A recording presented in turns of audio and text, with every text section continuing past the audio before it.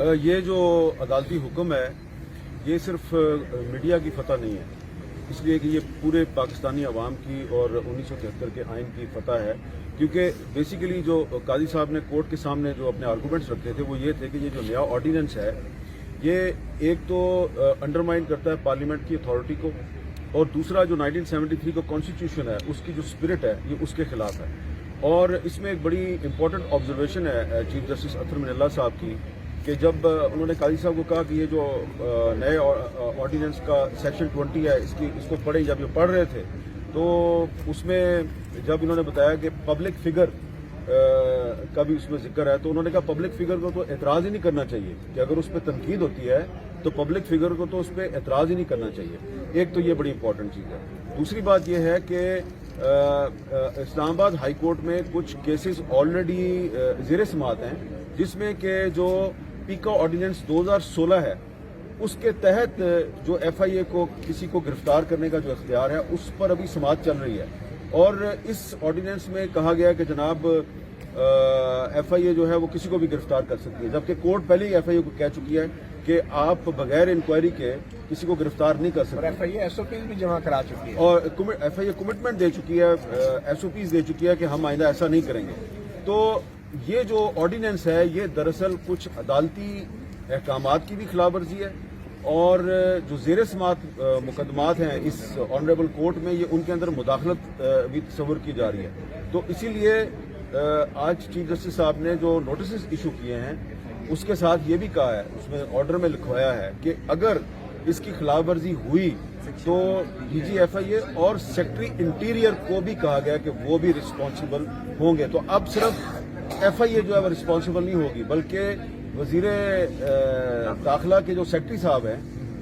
Actually تو وزیر داخلہ صاحب ہی ہوگا، ان کے سیکٹری صاحب ہو گئے، تو وہ بھی جو ہے اس میں ذمہ دار تصور ہوں گے۔ اور مجھے لگتا یہ ہے کہ یہ جو آرڈیننس جاری کیا گیا ہے یہ فروغ نسیم صاحب نے بغیر سوچے سمجھے جاری کر دیا ہے، اور انہوں نے اپنے اٹارنی جنرل سے مشورہ نہیں کیا، اور پتہ نہیں ان کو کس نے کہا۔ اچھا، یہ جو اٹارنی جنرل بیرسٹر خالد جاوید نے کل ہی بڑا ٹھوس بیان دیا، انہوں نے کہا ہے، اور وزیر اعظم سے ان کی ملاقات بھی ہوئی ہے، اور انہوں نے کہا ہے کہ یہ جو آرڈیننس ہے جو ترامیم کی گئی ہے یہ اس شکل میں یہ لاگو نہیں ہو سکتا۔ تو یہ بڑا ایک واضح بیان ہے اٹارنی جنرل کی طرف سے۔ تو یہ کیا چل رہا ہے اٹارنی جنرل وزیر قانون میں، آپ کے خیال میں؟ آپ دیکھیں کہ سپریم کورٹ میں بھی میں نے یہ دیکھا ہے کہ مختلف کیسز کی سماعت کے دوران جو اٹارنی جنرل صاحب ہیں ان کا موقف فروغ نسیم صاحب کے موقف سے کچھ مختلف ہوتا ہے، اور اس معاملے میں بھی جو اگر اٹارنی جنرل صاحب نے یہ بات کہی ہے تو لگتا یہ ہے کہ اٹارنی جنرل صاحب جو ہیں وہ 1973 کے آئین کی جو اسپرٹ ہے وہ اس کو برقرار رکھنا چاہتے ہیں، اور فروغ نسیم صاحب کا یہ مسئلہ نہیں ہے۔ اگر آپ برا نہ منائیں تو فرق دونوں کے پولیٹیکل بیک گراؤنڈ کا بھی ہے، فروغ نسیم صاحب کا جو سیاسی بیک گراؤنڈ ہے وہ کدھر جاتا ہے، اور اٹارنی جنرل صاحب کا سیاسی بیک گراؤنڈ کدھر جاتا ہے۔ تو اور ویسے بھی فروغ نسیم چیز ایڈ کر دوں، بیسک دونوں کا یہ تو انہوں نے ان کا ادروائز سیاسی بیک گراؤنڈ اور اس کا ایک لیگل اسپیکٹ، جو پریکٹسنگ وکیل ہوگا وہ آپ کو جو کورٹ میں پروسیڈنگ چل رہی ہیں جو قانون ہے وہ اس کے مطابق بتائے گا، وہ کوئی آئیڈیل بات نہیں بتائے گا۔ فروغ نسیم صاحب نے سی بی سی میں امینڈمنٹ کی، اس کی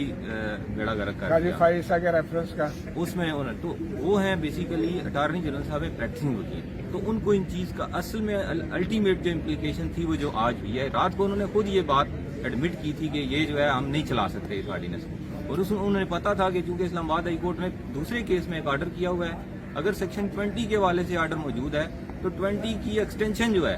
جو ہوئی لیگل ایکسٹینشن ہے اس کے حوالے سے تو آرڈر کورٹ نے کرنا ہی کرنا تھا۔ ایک اور امپورٹنٹ نقطہ جو قاضی صاحب نے بیان کیا ہے پٹیشن میں بھی اور انہوں نے کورٹ میں بھی کہا ہے کہ اس نئے آرڈیننس کے ذریعے پاکستان کی عدالتوں کو ڈکٹیٹ کرنے کی کوشش کی گئی ہے کہ آپ اگر اس مخصوص مدت کے اندر اگر آپ کیس کا فیصلہ نہیں کرتے تو کیا ہوگا جی؟ سیشن جج کے خلاف شکایت ہوگی۔ اصل مسئلہ شکایت کا ہے، وہ اصل میں جو غلطی سے انہوں نے شکایت کا ریفرنس کا کہہ دیا تو وہ ریفرنس آج اس آرڈیننس کے تحت انہوں نے اس کو لیگل شکل دے دیا۔ ہاں، تو یہ عدالتوں کو ڈکٹیٹ کرنے کی روایت ہے۔ پہلے ججوں کے خلاف ریفرنس لا رہے تھے،